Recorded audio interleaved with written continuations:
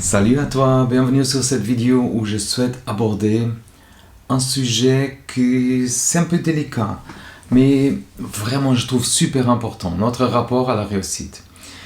Comme tu sais, comme tout le monde sait, l'ambition c'est génial, avoir des objectifs, vouloir aller loin, se dépasser, tout ça, ça fait partie intégrante d'une vie épanouie, on dirait comme ça. Mais parfois, tu sais, on sent que la frontière est mince entre vouloir le meilleur et en faire trop, au point de se mettre la pression et s'isoler ou même négliger la santé. Et je sais de quoi je parle, quoi.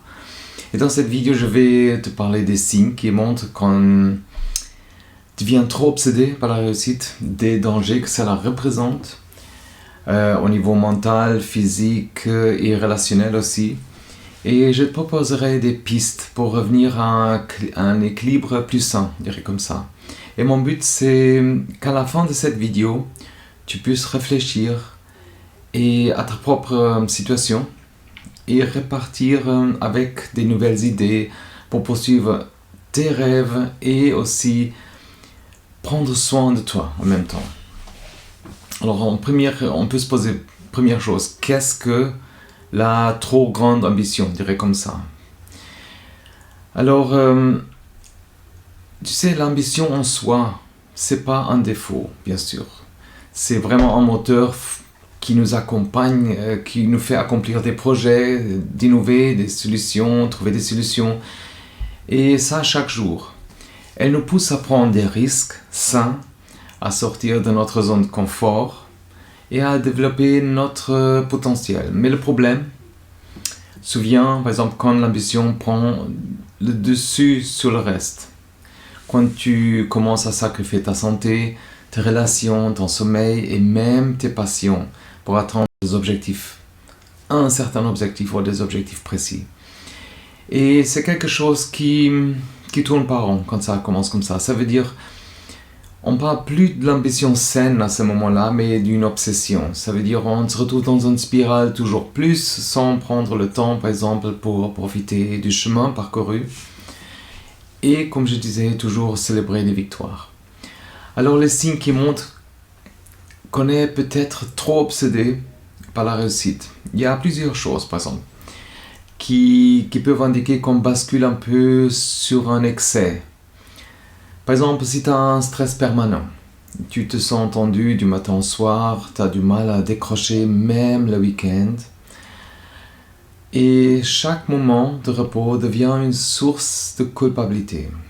Et tu sais, je passe encore un peu par ce stade un peu, mais comme si tu perdais du temps, un temps précieux, où tu pourrais avancer dans tes objectifs. Tu as déjà eu cette sensation peut-être. Tu peux avoir aussi un isolement social, ça veut dire quand la réussite passe avant tout, on peut se mettre à éviter par exemple des amis, la famille, des occasions de sortir, de détente. Et les gens se plaignent par exemple de plus nous voir, ils se disent qu'ils ne comprennent pas notre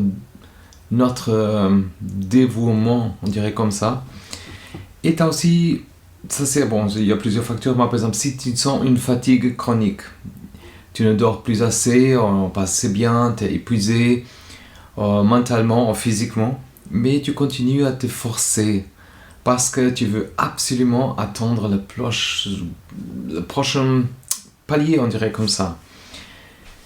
Et bien sûr, une chose que tout le monde a, c'est la peur de l'échec parfois. Être ambitieux, alors c'est normal, et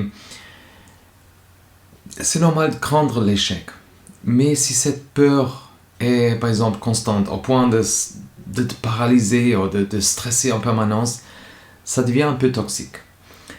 Et ce que je vois aussi, c'est une comparaison excessive parfois.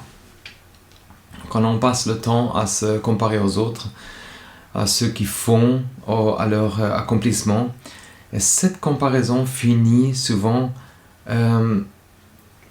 pour nous tirer le moral en bas. Ça veut dire pour mettre cette impression, une certaine pression en plus. Et Dans un cas extrême aussi, tu peux avoir une perte de sens. Ça veut dire que tu commences à oublier pourquoi tu poursuives ton objectif à la base. Et les chiffres, les résultats, la reconnaissance extérieure prennent toute la place. Ça veut dire que tu n'éprouves plus le plaisir de ton activité. Et si tu reconnais, si tu te reconnais dans ces points, dans certains de ces points, c'est peut-être aussi le temps, comme moi-même, de se poser quelques questions, par exemple. Alors, on peut être passionné, ambitieux de nature, de réajuster nos ambitions, on dirait comme ça, sans abandonner nos rêves. Et l'objectif, c'est de s'épanouir sur le long terme et pas se consumer sur le chemin. Ok? On va parler maintenant des dangers cachés de cette ambition, d'une ambition à tout prix. Le premier danger devient un certain burn-out.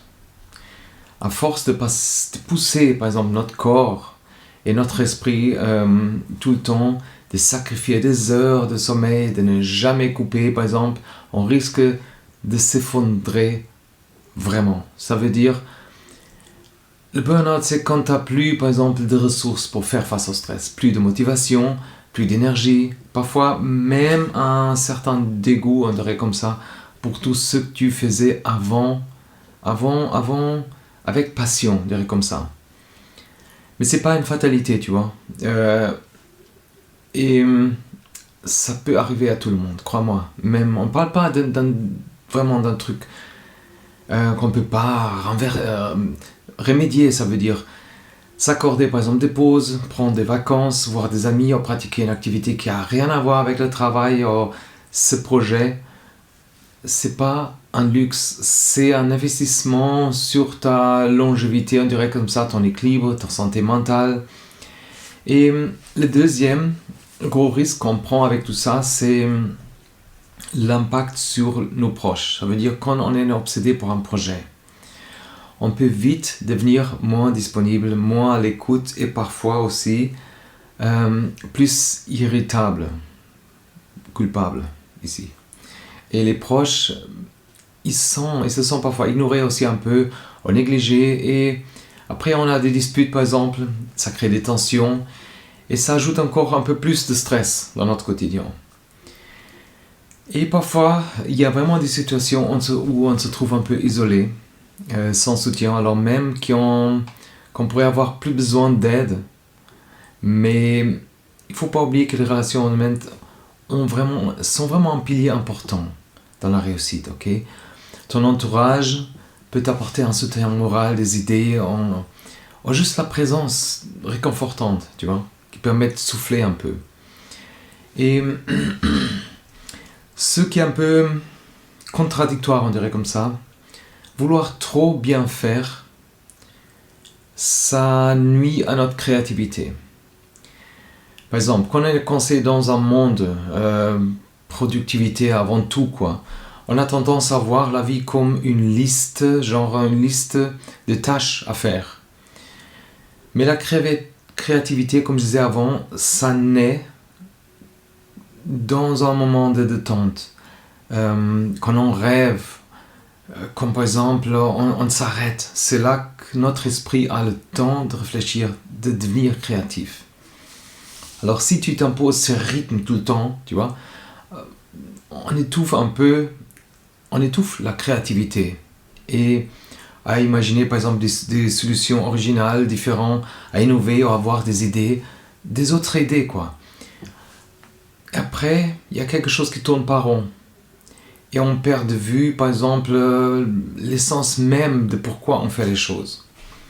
Et aussi lorsqu'on est trop focalisé sur la réussite, et je parle, tu sais, je fais cette vidéo parce que c'est quelque chose qui me touche directement. Et ça, j'essaie vraiment, je vais vraiment réussir dans certaines choses et réussir à percer, à aider les gens avec ces vidéos et des autres choses. Et tu sais, parfois, si on relaxe un peu, ça devient plus facile, tu vois. Quand on est trop focalisé sur cette réussite, et même, je vois certains gens qui veulent obtenir plus de reconnaissance, monter plus haut. On perd de vue ce qui est vraiment, vraiment important. Ça veut dire, à la fin de la journée, tu sais, si on prend plus de plaisir dans ce qu'on fait, et si on agit contre nos valeurs avec tout ça, on finit par on se sent vide parfois, déconnecté de soi-même, et le succès à tout prix, crois-moi, peut alors laisser un goût amer dans tout ça. Et ça porte pas un bonheur qu'on espérait, ok? Alors, dans tout ça, si on a une ambition équilibrée, ok? Qu'est-ce que ça nous apporte? Parce que l'ambition, c'est aussi un moteur incroyable, comme on sait, si c'est bien géré. Ça veut dire, ça nous apporte une meilleure santé mentale, par exemple. Quand on trouve notre rythme, on peut avancer vers les objectifs sans se sentir, par exemple, écrasé, épuisé. Et tu vas avoir plus d'énergie, moins de stress, et plus de clarté aussi d'esprit. Et c'est peut-être pour ça que je vois parfois des gens, par exemple, qui sont un peu, épuisés, tu vois. Et tu as aussi des relations plus solides. Quand tu prends du temps pour les autres, ou pour toi-même, tu as les liens qui se forment. Les gens se sentent appréciés, soutenus, et ils sont souvent plus inclinés à t'aider aussi en retour. Et comme je disais, tu as cette créativité. Si on prend des pauses, si on donne des moments pour respirer simplement, tu laisses la place à l'imagination, à l'inspiration. Et c'est souvent dans ce moment-là, tu vois, de calme, qu'on a les meilleures idées. Et tu as aussi cette satisfaction durable, ça veut dire réussir avec équilibre. C'est pas seulement atteindre un objectif, mais aussi savourer chaque étape. Tu construis une vie qui te ressemble, qui te nourrit vraiment.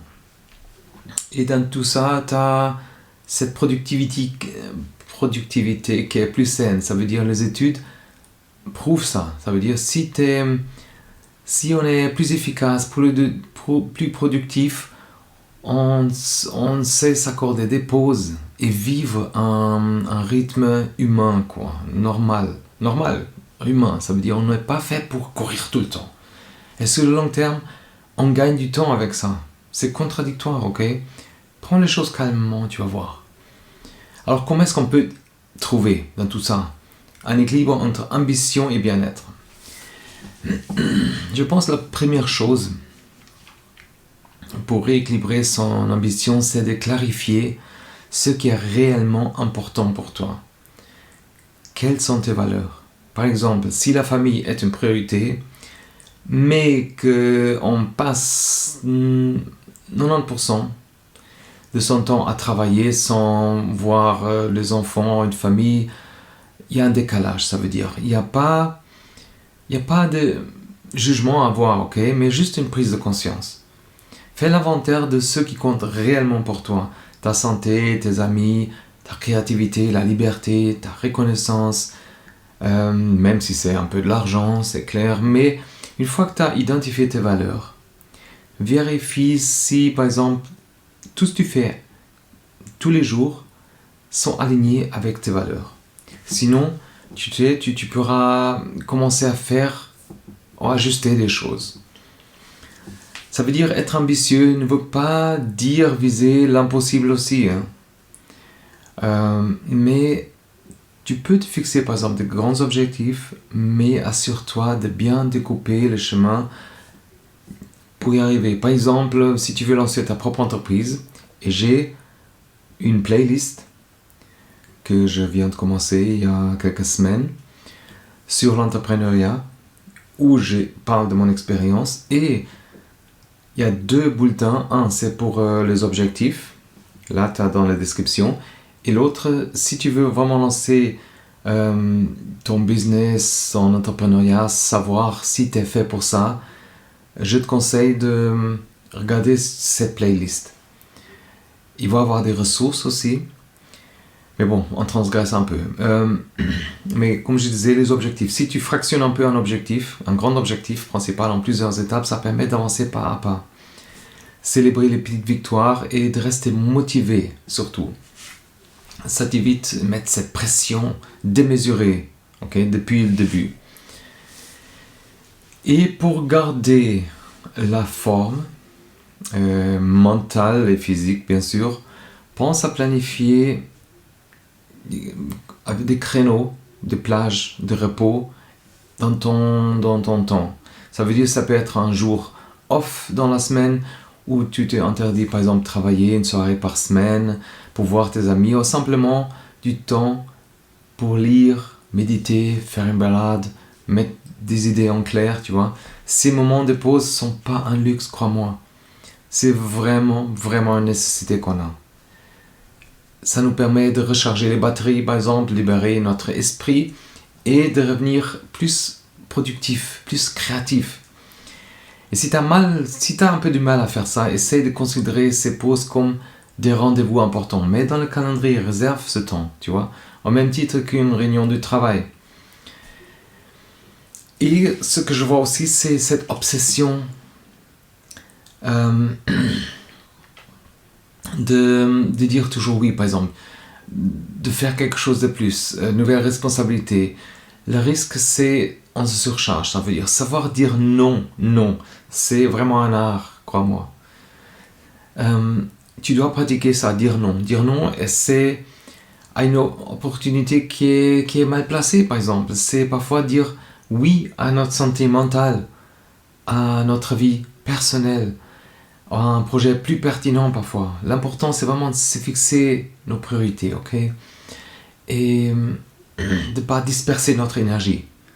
Et si tu te reconnais dans ce schéma, comme moi, je me reconnais un peu, moins qu'avant, mais prends le temps de faire le tri dans tes engagements.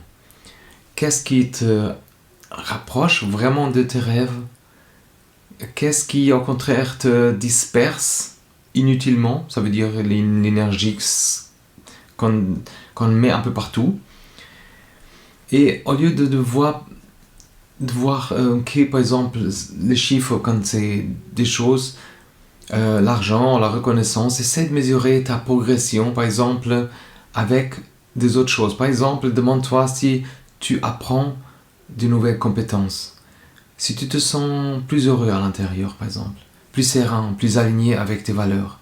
Parce que le bonheur et l'épanouissement, c'est pas juste de l'argent ou un nombre d'abonnés. Tu sais, tu peux te demander, par exemple, est-ce que je sors grandi de cette expérience? Est-ce que je construis quelque chose qui a du sens pour moi? D'où ces valeurs, tu vois? Et pas pour les autres, tu vois? Ça veut dire sens pour les autres aussi, mais pas travailler pour les autres sans mettre en avant tes valeurs. Et dans tout ça, il faut qu'on parle aussi du succès qu'on n'arrive pas, comme tu sais, c'est un peu cliché, on n'arrive pas à faire du jour au lendemain. Ça veut dire qu'il y a les hauts et les bas, des moments de doute surtout, et des moments où on se sent plus enthousiaste, Mais c'est la résilience, c'est-à-dire la capacité de rebondir après un échec qui fait la différence dans notre chemin. Tu sais, souvent on est tenté de chercher la solution miracle ou un succès rapide et on oublie que la patience est vraiment cette force qu'on a. Ça veut dire, donne-toi le temps de progresser, d'apprendre et de se tromper, de l'échec. Chaque erreur, c'est vraiment cette occasion de grandir et ajuster notre stratégie. Je sais que c'est toujours cliché, mais c'est comme ça, tu vois. Par exemple, tu as déjà probablement entendu parler de grands entrepreneurs qui ont frôlé du burn-out, par exemple, des sportifs d'autres niveaux qui ont tout remis en question après, par exemple, être blessés. Même on a dans notre vie des exemples, nous-mêmes, on a eu ces expériences. Alors, dans ce cas, ces expériences les ont amenés à modifier leur mode de vie, à réévaluer leurs priorités, à chercher un équilibre plus durable. Moi, quand j'ai commencé ici, nouveau en Suisse, j'ai commencé dans le bâtiment, que j'avais l'expérience, et tu sais, après un accident, je me suis remis en question. C'est pas ça, tu vois. Et on a compris que, par exemple, voilà, je dirais comme l'excellence, un truc comme ça, se cultive sur le long terme, avec des phases de travail intense, mais aussi des phases de récupération. Alors, c'est la réussite. Tu sais, la réussite, on ne doit pas se payer au prix de notre santé mentale ou de nos relations, tu vois. Quand on prend soin de soi et on entretient nos liens autour, on a plus d'énergie, tu vois, pour ces moments difficiles. Alors, si tu reconnais un peu qui était dans cette obsession, tu te reconnais que tu es dans cette obsession, comment est-ce que tu peux faire? Déjà, fais un bilan honnête. Ça veut dire, regarde les choses en face. Pose-toi et fais un bilan honnête de ta situation actuelle, par exemple. Par exemple, est-ce que je dors suffisamment? Pose-toi ces questions. Quel est ton niveau de stress, par exemple, sur une échelle 1 à 10? Okay? Quels sont tes objectifs principaux et pourquoi est-ce que tu les poursuis? Je sais que c'est pas évident, hein? Ok. Par exemple, tu peux te poser des questions. Quelles sont les activités qui te donnent réellement du plaisir et que tu as peut-être négligé? Tu peux faire un exercice très facile aussi, c'est de noter ces éléments sur un papier ou dans un journal. Ça te donne une vision globale des choses. Et n'hésite pas à changer avec des amis, des collègues ou des membres de ta famille aussi. Parfois, on ne se rend pas compte qu'on est trop investi dans un projet. On ignore ce signe parfois. Mais les proches, ils peuvent nous faire remarquer ça. Ça veut dire, ils peuvent aussi donner leur point de vue, des conseils ou simplement une écoute bienveillante, tu vois.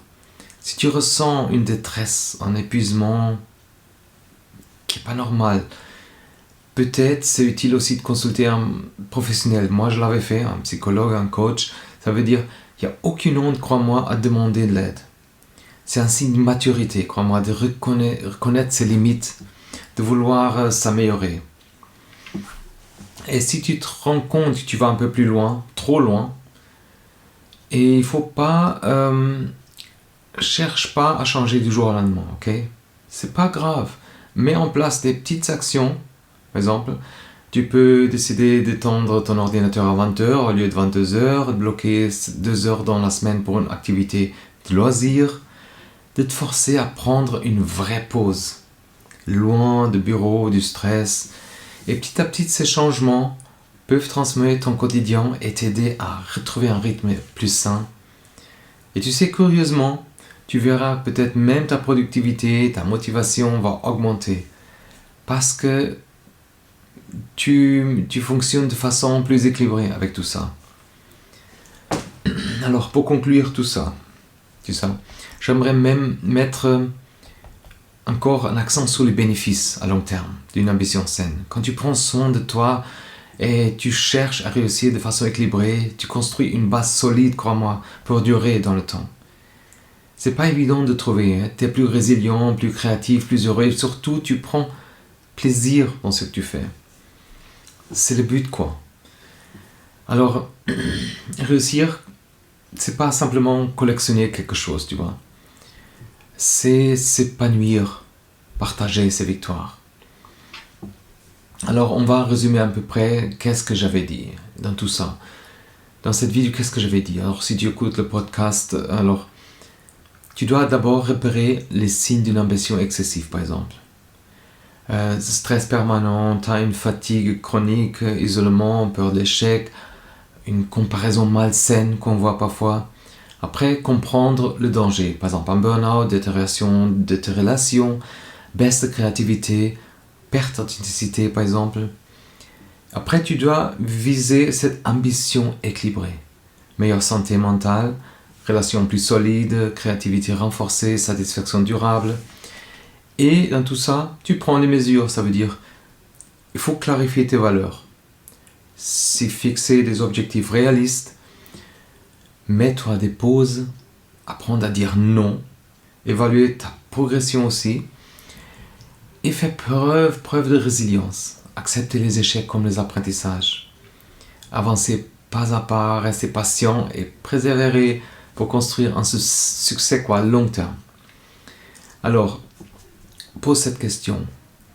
Suis-je trop obsédé par la réussite? Et tu prouves déjà que tu cherches un meilleur équilibre dans ta vie, ok? C'est vraiment le premier pas vers un changement positif. N'oublie pas que l'ambition, c'est une force puissante qu'on a, qui peut nous amener loin, mais elle doit rester au service de tes valeurs. Ça veut dire que tu dois la dominer, quoi. Et ton bien-être, ta joie de vivre, quoi. Prends le temps de réfléchir à ça, à ce que tu veux vraiment, à ce qui fait sens pour toi, et ajuste ta vie en conséquence. C'est pas le contraire, ok? C'est comme quand tu achètes une chaussure pour ton pied. Tu vas pas adapter ton pied à la chaussure, ok? Alors, merci d'avoir regardé ou écouté le podcast jusqu'au bout. Si tu as trouvé ces conseils utiles, je t'invite à t'abonner à la chaîne, au podcast, pour ne rien rater des prochaines vidéos sur la réussite, sur la motivation, sur l'épanouissement personnel et comment le faire. Et pense aussi à t'inscrire à mon bulletin hebdomadaire où je partage des astuces exclusives et des réflexions pour rester inspiré tout le temps. Alors n'hésite pas à me laisser un commentaire pour partager tes expériences aussi ou tes questions. Et j'ai hâte de lire ton histoire et de continuer vraiment cette discussion avec toi. Ok, alors à très bientôt pour la suite. Bye bye.